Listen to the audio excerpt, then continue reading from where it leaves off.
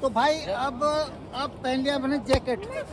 आज उतरूंगा इधर गंगा जी में उतरूंगा, और पहली बार। वैसे मुझे पानी में डर लगता है, पर मेरा डर तब निकल गया था जब एक बार ससुराल गया था। तो मेरे ससुराल में नदी बहुत नज़दीक है, यमुना जी। उन्होंने मुझे बीच तालाब में छोड़ दिया था, तो तब से डर ही निकल गया। तो आज देखता हूँ, आज राफ्टिंग करूँगा और देखते हैं। गंगा मैया की जय, जय गंगा मैया। ये चल पड़े हम गंगा जी में। आज पहली बार राफ्टिंग का आनंद ले रहा हूँ। ऋषिकेश आया हूँ। शिवपुरी। ऋषिकेश शिवपुरी नाम की जगह है, और आज फर्स्ट टाइम। वैसे तो मैंने कहा कि मुझे पानी में काफ़ी डर लगता है, लेकिन एक बार मुझे ससुराल वालों ने मजाक में कूदा दिया था जमुना जी में, बीच जमुना में छोड़ दिया था। तो तब से हिम्मत बढ़ गई, और हालांकि वो बचा भी दिया उन्होंने। मजाक में उन्होंने जो है पानी में मेरे को बोला कि अगर आपको हमारे यहाँ आना है तो आपको तैरना भी सीखना पड़ेगा। तो आज पहुँचा हूँ सीधे गंगा जी में। यहाँ पानी काफ़ी गहरा है, क्योंकि ये एक ऐसी जगह है, ये राफ्टिंग का पॉइंट भी है। यहाँ पर अक्सर यहाँ से राफ्टिंग शुरू होती है ऋषिकेश के लिए। कितना किलोमीटर यहाँ से ऋषिकेश? 16 किलोमीटर यहाँ से, यहाँ का सफ़र है।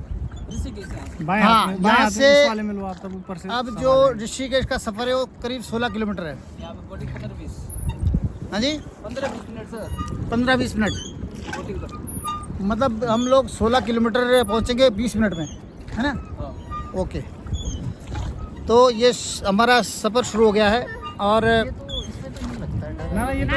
ये जो पॉइंट है ऋषिकेश में, जो राफ्टिंग का कारोबार है, इस समय सबसे बड़ा कारोबार एडवेंचर का ऋषिकेश में ही है, जहाँ पर सबसे ज़्यादा राफ्टिंग होती है।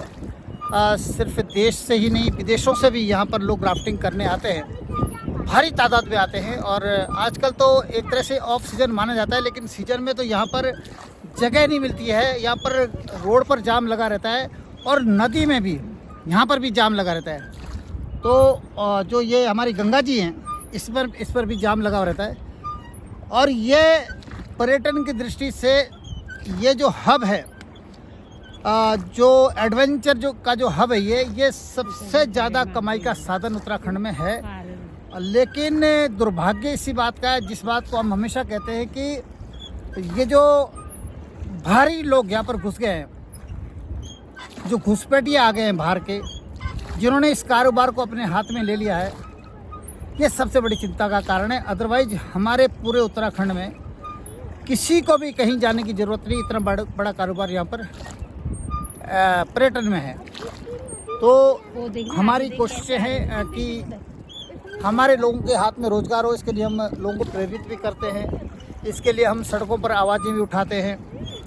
और समय समय पर आपने देखा होगा कि हम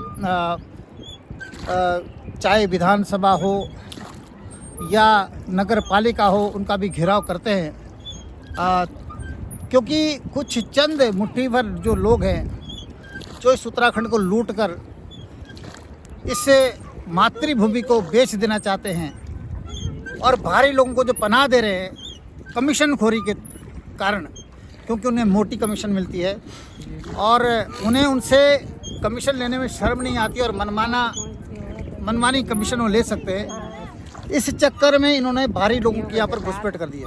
भारी लोगों को इतना भर दिया है कि अब हमारे लोगों को यहाँ पर छोटा मोटा रोज़गार भी मिलना बहुत मुश्किल है, और हमारे लोग यहाँ से पलायन कर रहे हैं। अब उत्तराखंड का आदमी तो पलायन कर रहा है, लेकिन बाहर का आदमी यहाँ पर माला माल हो रहा है। ये सबसे बड़ा दुर्भाग्य है। जबकि इस जल, जंगल और ज़मीन पर उत्तराखंडियों का हक होना चाहिए। पहले आपने देखा होगा टिहरी डैम बना। टिहरी डैम बनने से हमारे कई गांव खाली हुए। गांव तो खाली हो गए, लेकिन हमें आज बिजली तक नहीं मिल रही है, और बिजली अगर मिल रही है तो सबसे महंगे दामों पर हमें मिल रही है। तो ये बड़ा एक चिंता का विषय है, और इस चीज़ को हमें बदलना है। इससे लूट को हमें बदलना है, अपने लोगों के लिए लड़ना है, अपने रोजगार के लिए, अपने हक के लिए हमको हर मोर्चे पर लड़ना पड़ेगा। तब जा करके हम अपनी भूमि पर, इस देवभूमि पर चैन से रह पाएंगे। और इसके लिए बहुत ज़रूरी है कि हमें बाहरी जो घुसपैठिए हैं उन्हें खदेड़ना पड़ेगा। धन्यवाद।